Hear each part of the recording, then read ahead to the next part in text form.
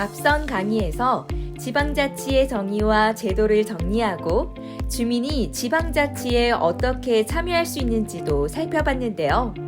이번에는 제도와 예산 편성에 주민이 직접 참여한 사례를 바탕으로 자치분권에 한 걸음 더 다가서 보죠. 주민 직접 참여와 주민 참여 예산 편성에 관한 우수 사례를 각각 5건씩 준비했습니다. 함께 볼까요? 먼저 주민 직접 참여 우수 사례를 알려드릴게요. 1. 충북 청주시 행정정보공개 조례 최초 제정. 정보공개에 대해 들어보신 분도 많고 직접 해보신 분들도 계실 텐데요.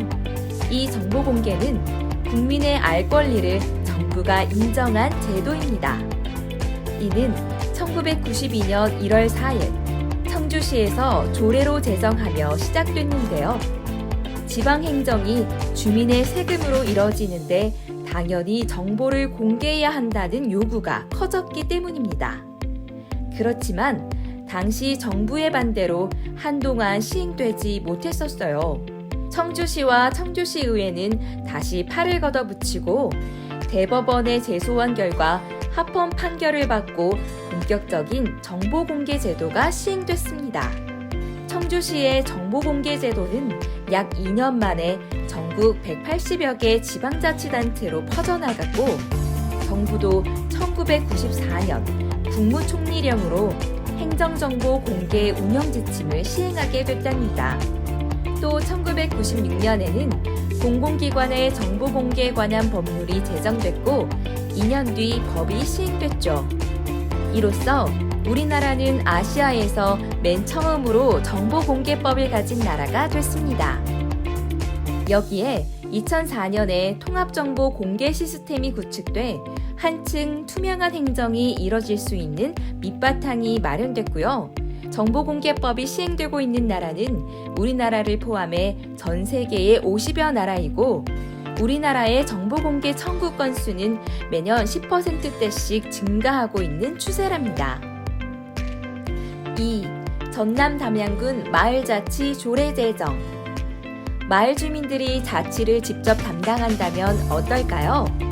전남 담양군 주민들은 누구보다 자치분권에 앞장서고 있습니다. 지난 2017년 10월 25일 주민들이 발의한 담양군 주민자치 활성화 조례안을 담양군이 의회에 제출하면서 구체화됐는데요. 조례안에는 읍면뿐 아니라 리단위 마을주민자치와 갈등조정위원회 도입이 담겨 있었습니다. 담양군 각계각층 주민들의 노력으로 조례안이 통과됐는데요. 전국 최초로 리와 같은 마을 단위 자치회 설치와 구성, 책무, 예산 지원까지 세세히 담아냈다는 게 특징입니다. 이를 바탕으로 담양군은 자치회 설립을 원하는 마을을 선정하고 매년 운영 비용을 지원하고 있는데요. 선도마을과 시범운영마을 간 상호 발전을 위해 멘토 제도도 도입해 마을 자치를 널리 확산시키고 있습니다. 또 담양군은 주민세 징수분 상당액을 주민자치 사업에 활용하고 있다고 하니 주민자치 활성화도 머지않아 보이죠? 3. 충남 논산시 주민세 환원 마을자치회 지원. 내가 낸 주민세가 마을자치회에 전액 지원된다면 우리 마을은 어떻게 바뀔까요?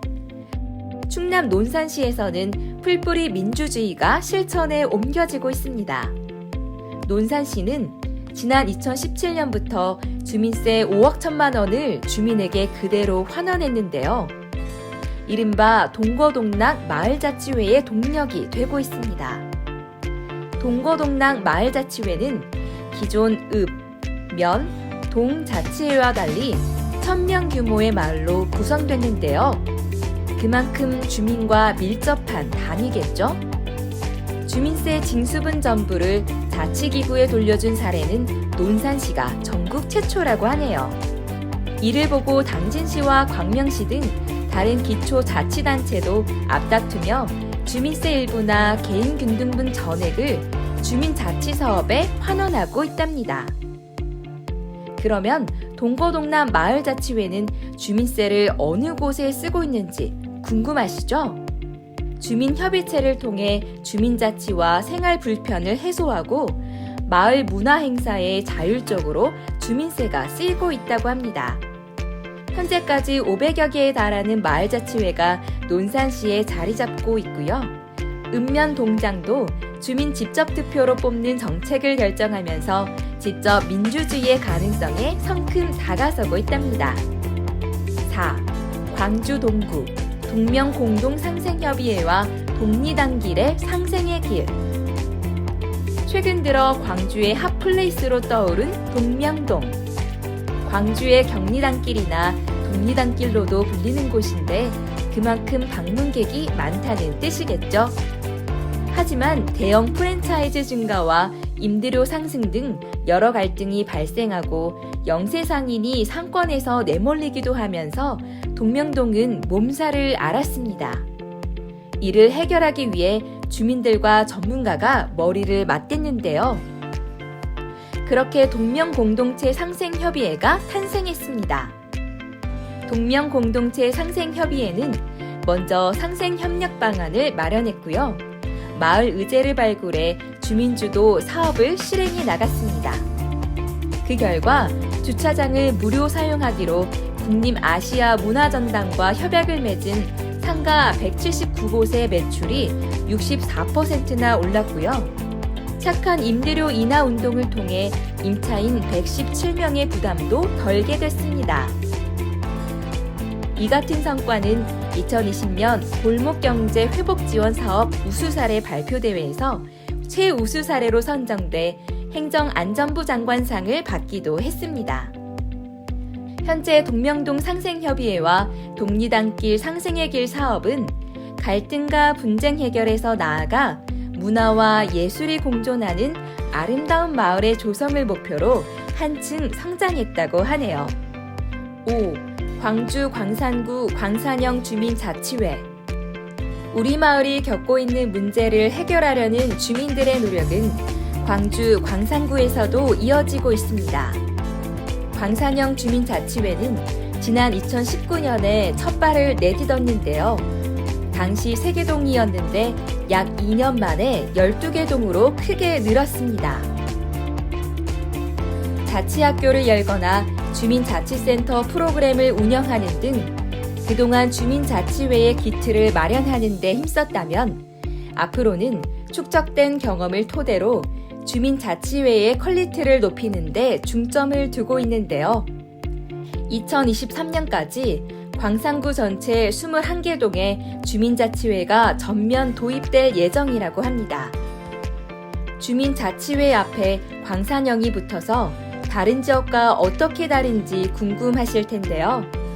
광산형 주민자치회는 주민과 행정, 전문가 등 다양한 이들이 문제를 고민하는 건 물론이고 상향식 문제 해결 체계를 접목했습니다. 주민자치회 사무국장들이 정책과 사업을 논의하고 이를 주민자치협의회에 제안하면 의결을 거쳐 정책 지원단이 다루게 되고요. 시범 조례 개정이나 제도 개선으로 이어지는 방식입니다. 또 주민자치의 보탬이 되는 활동가를 지원하는데 총회나 계획 수립을 돕는 마을계획 촉진자, 주민자치의 운영을 함께하는 마을활동 지원가, 실무를 담당하는 주민자치 활동가가 선순환 구조를 그리며 주민자치 발전에 힘쓰고 있습니다. 앞으로 광산구가 주민자치의 다채로운 색깔을 어떻게 보여줄지 기대해도 좋겠네요. 다음은 주민참여 예산 편성 사례입니다. 주민이 제안한 사업이 호응을 얻어 해당 지역에 도입된 사례로 다양한 아이디어들이 눈길을 끄는데요. 어떤 게 있는지 보시죠. 6. 경기 시흥시 마을소통의 허브 정의마을 방송국 운영.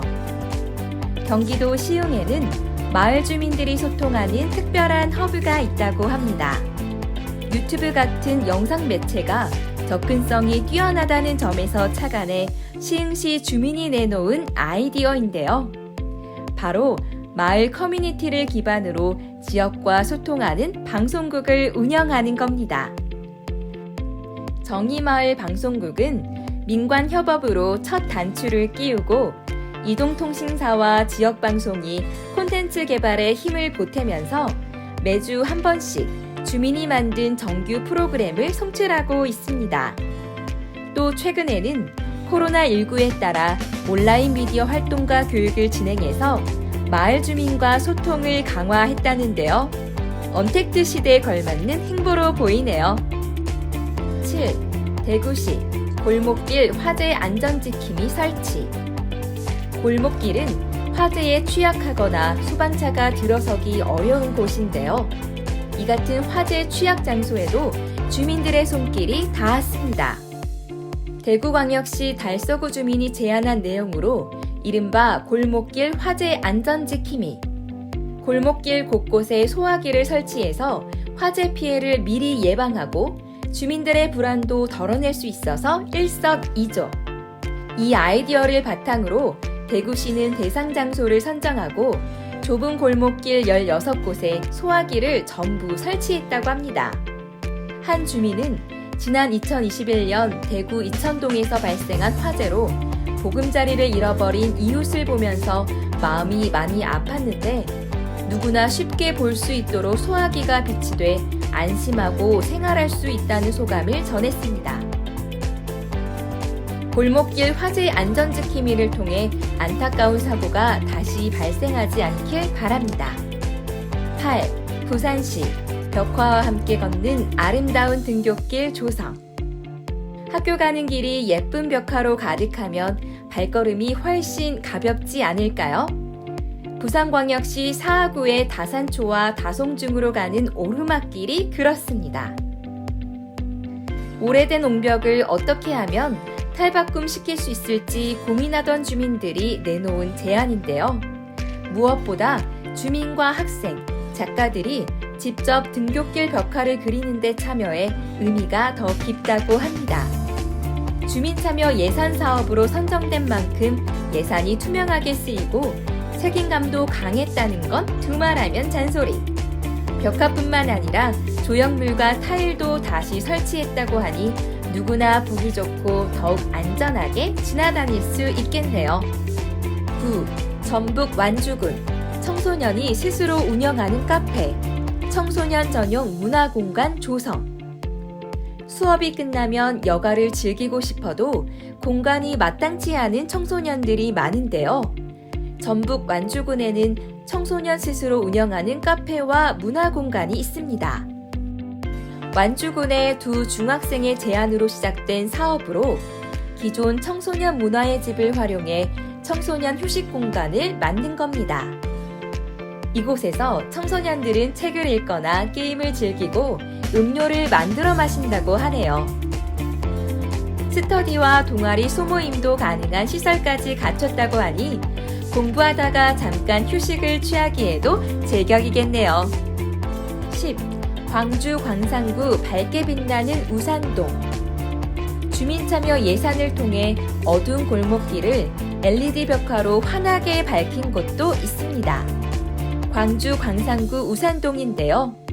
가로등이 부족해 어두웠던 관산중과 송우초 사이 길은 안전에 대한 우려가 잇따랐습니다. 그래서 열린 주민총회. 우산동의 저녁길을 밝게 빛나게 하자는 의견이 모여 주민 참여 예산으로 편성됐습니다. 오래된 담벽은 귀여운 조형물들이 수놓았고 밤이 되면 환하게 빛나면서 주민들이 안심하고 걸을 수 있는 보행로로 거듭났다고 합니다. 또 조명이 부족한 곳에는 스마트 벤치와 하트 포토존도 설치해 주민들이 잠시 쉬어갈 수 있는 공간으로도 각광받고 있답니다. 지금까지 주민 직접 참여 제도와 참여 예산 편성 사례를 살펴봤는데요. 어떠셨나요? 더 나은 사회를 위해 우리 이웃이 손수 땀 흘리며 일궈낸 결실이어서 하나하나 소중하지 않을 수 없었는데요. 나도 주민자치에 참여해봐야겠다는 생각이 드신다면 주저하지 말고 문을 두드려 보는 건 어떨까요?